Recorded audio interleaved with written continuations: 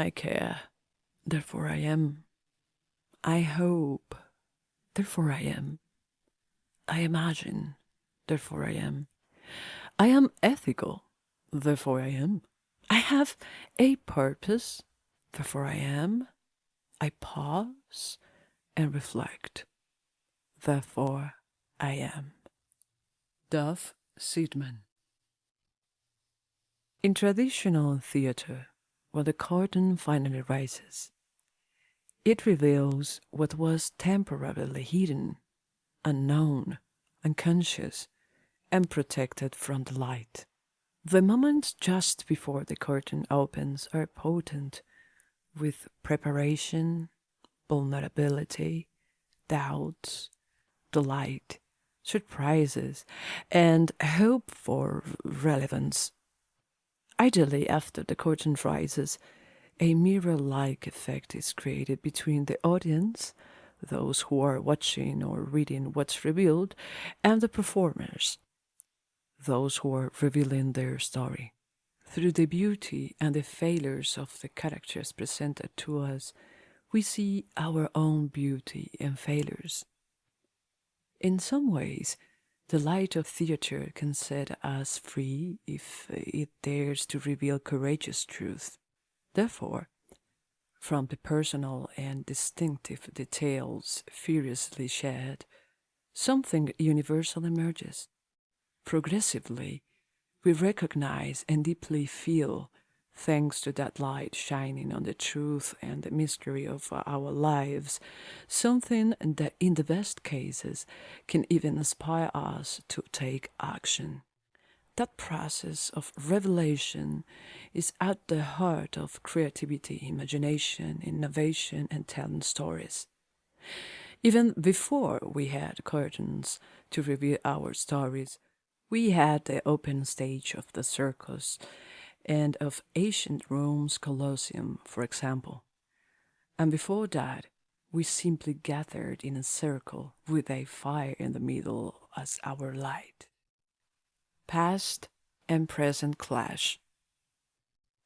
Do you know what Michael Jackson, Marilyn Monroe, Frida Kahlo, Nelson Mandela, Plato, Muhammad Yunus, and Bob Dylan have in common?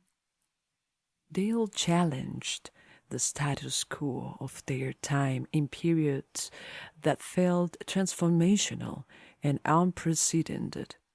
By questioning how music or race was strictly segregated, how women were supposed to relate to their sensuality or identity in public, what corrupted youth, what folk music was supposed to be, or how banks operated, these icons clashed with the past in a way that made them relevant and memorable to us. In fact, in every culture through time, there have been forces aimed at preserving the status quo and opposing energies dedicated to its transformation. For close to 16 years, I worked at Cirque du Soleil, arguably one of the world's most influential and important live entertainment companies in our time. I became then a passionate member of a unique, stimulating, and challenging work culture, and I eventually played one of the leading roles in the creative destiny of the organization. I learned how to work at an exceptionally fast pace. On one side, I could see in full bloom the beauty of creativity, imagination, and the fearless drive to innovate.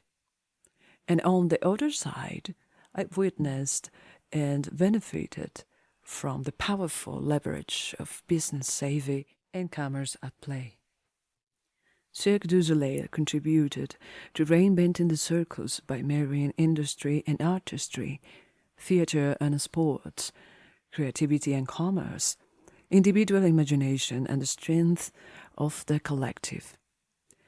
Cirque Rose is a challenger to the traditional understanding of what a circus could and couldn't be, and in this way brought an unexpected modernity to an ancient form.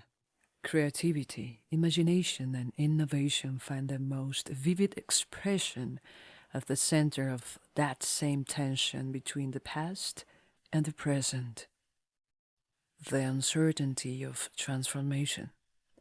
In periods of profound transformation, that tension between past and present is highly volatile, and it can increase to the point that it challenges to the coexistence of our heritage, our current situation, and our aspirations to transform the present.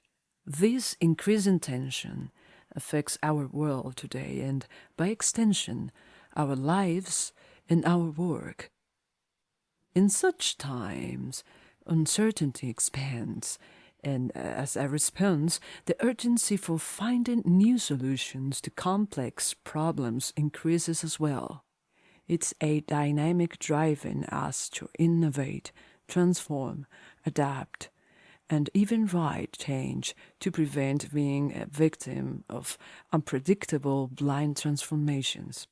This pressure to innovate and renew ourselves while honoring our past creates fear, confusion, and doubts.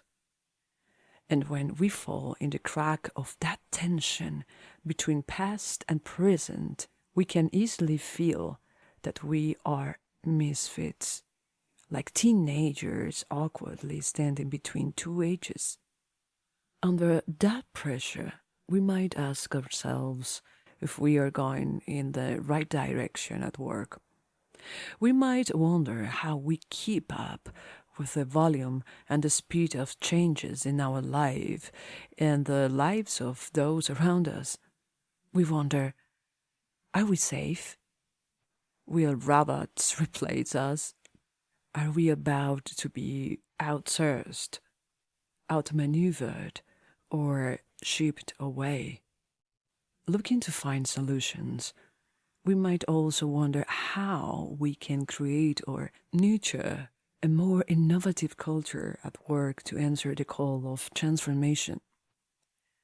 How can we leverage imagination and creativity to make our work and our organizations more robust and resilient?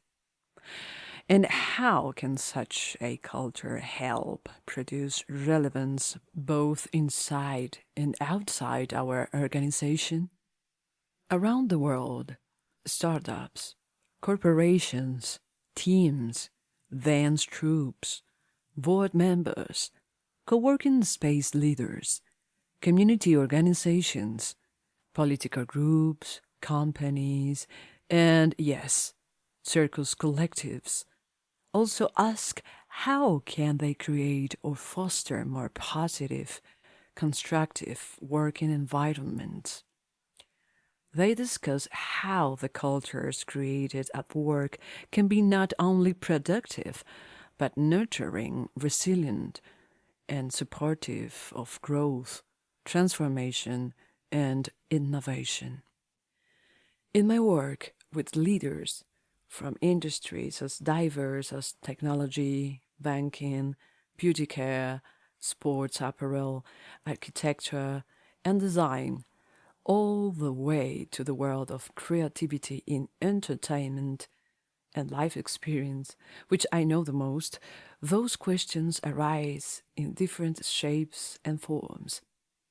Visionary leaders from all walks of life and with very different focuses wonder how to integrate more innovation and creativity in the work that they do and ask how this can be done in a way that brings more value to their group. How do we deliver relevance, meaning something that truly matters to the people that we serve? How do we build businesses that have a long-term and sustainable positive impact on the world? How do we stay relevant considering our past successes? How do we work better together? How do we draw the best from our teams? How do we make the best of our projects? How do we create a lasting, positive, constructive impact on the people we serve and on the world